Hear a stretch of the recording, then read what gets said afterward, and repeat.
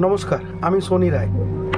তো প্রত্যেকদিন কিছু না কিছু গল্প বলি, কিছু ঘটনা বলি। তো আজকে একটা সম্পূর্ণ অন্য বিষয়ে বলতে চলেছি।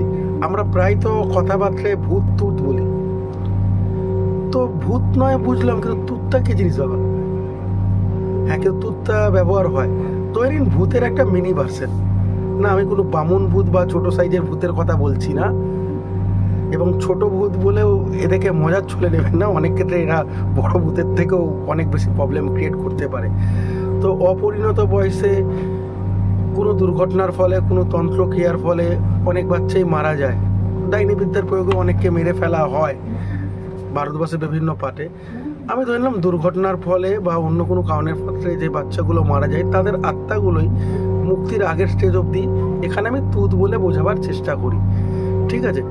তো এদেরকে ব্যবহারও করায়। হ্যাঁ, যখন ব্যবহার করায় ভারতের কিছু অঞ্চলে এগুলোকে কাচ্চি কালুয়ে বলা হয়।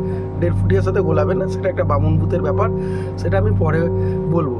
তো আমি ইচ্ছা করে এখানে তুত শব্দটা ব্যবহার করছি। শুরুটা হয়তো কারোর ইচ্ছায় হলেও কিন্তু শেষটা এদের ইচ্ছায় হয়, বা নাও হতে পারে।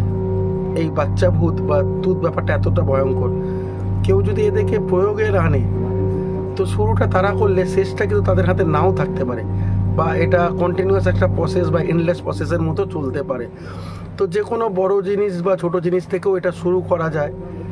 তুতের ব্যবহার হয়, ম্যাক্সিমাম ক্ষেত্রেই হয়।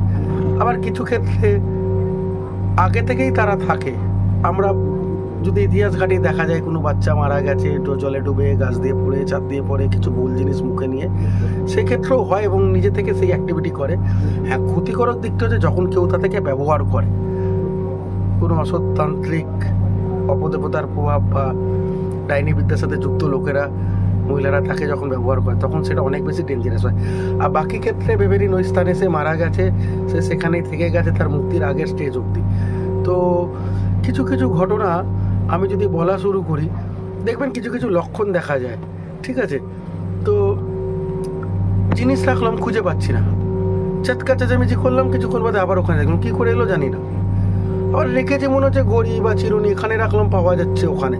প্রায় দেখবেন আপনাদের দৈনন্দিন জীবনে হয়। আমি বারবার বলছি, সাধারণ কিছু ঘটনার সাথে এই ঘটনাগুলো ঘটাবেন না, এগুলো স্পেশাল ব্যাপার। অনেকেরই জিনিস খুঁজে পাওয়া যায় না, পরে পাওয়া যায়, সেটা আলাদা। কিন্তু এক্ষেত্রে আমি বলে দিচ্ছি কিছু সাধারণ লক্ষণ। বিশেষ করে জিনিস খুঁজে পাওয়া যায় না, বা এখানকার এক জায়গাকার জিনিস আর এক জায়গায় পাওয়া গেল। হঠাৎ করে হাঁটতে গিয়ে চোট লেগে গেল, এমন কিছু। এখানে তো কেউ ছিল না, হঠাৎ লেগে গেল, একটা ইট এসে গেল, একটা পিড়ে এসে গেল, একটা টুল এসে গেল, লেগে গেল, কিন্তু আমার মাথায় ছিল সেটা নেই, চোট লেগে গেল। কথায় কথা অশান্তি হয়ে গেল।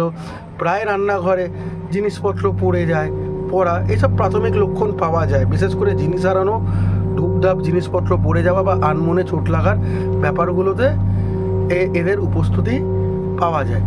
তো আগে ভাগে আমি বলে রাখছি, এন্ট্রিটা অন্যের ইচ্ছাতে হলেও এক্সিটটা সম্পূর্ণ এদের ইচ্ছাতেই থাকে, যদি কেউ সেটা ক্রিয়ার মাধ্যমে তাদেরকে ঢোকায়। এবং অনেক ক্ষেত্রে সে এন্ট্রি নাও হতে পারে। আর সবথেকে বড় প্রবলেম হচ্ছে এদেরকে কনভিন্স করা যায় না। খুব বড় প্রফেশনাল না হলে এদেরকে কনভিন্স করা যায় না। একটা খালি দিক আমি বলে রাখছি, যারা প্রথম থেকে যে তুতগুলো আছে সেগুলো হার্মফুল হয় না, একটু আপনাকে নিজের উপস্থিতির জানান দেওয়ার তারা চেষ্টা করে কি, কিন্তু ক্রিয়া দ্বারা পাঠানো তুতগুলোর সমস্যা অনেক বেশি হয়। আর অনেক ক্ষেত্রে তুতগুলোকে নিজেদের সাথে ব্যবহার করতে গিয়ে অনেক বড় বড় বিপদ হয়। যদি এইরকম কোনো রকম উপস্থিতির স্মরণ পান, নিজের ইষ্ট দেবতার পুজো করুন। ঠিক আছে? নিজের প্রিয় পরিজনদের স্মরণ করবেন। যদি খুব ভয় পেয়ে গেলে তো খুব একটা ক্ষতি হয় না। ঘুমের আরও কিছু ক্রিটিক্যাল লক্ষণ দেখা যায় যদি এদের উপদ্রব বাড়তে থাকে। হঠাৎ দেখলেন পাখা বন্ধ আছে, উপরের দিকে তাকালেন, দেখছেন পাখাটা হালকা করে ঘুরতে শুরু করেছে, মানে এরা বসে আছে। হুট করে পড়ে গায়ে ভার দিয়ে ঘুমিয়ে আছেন, ব্যালেন্সটা বিগড়ে গেল, গায়ে একটা হালকা আঁচড় বা ঠান্ডা কেউ কিছু একটা বলে বেরিয়ে গেল, বা হুট করে ইঁদুর বেড়াল পালে যেরকম সঙ্গ করে এক দেওয়াল থেকে অন্যদিকে পালিয়ে যায়, এরকম পালানোর লক্ষণ পাওয়া যায়।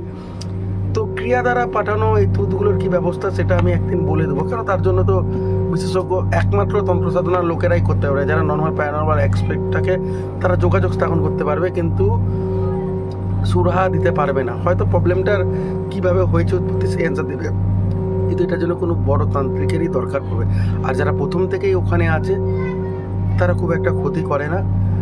তাই সব কিছুই তো থাকে, আর আভাসও পাওয়া যায় না। আর যদি পাওয়া যায় তো বারবার বলেছি, স্পিরিচুয়ালিটির উপরে কোনো কিছু হয় না, সব শক্তির সাথে ঈশ্বরের শক্তি জিতে। তাই ঈশ্বরেই ভরসা রাখতে হবে।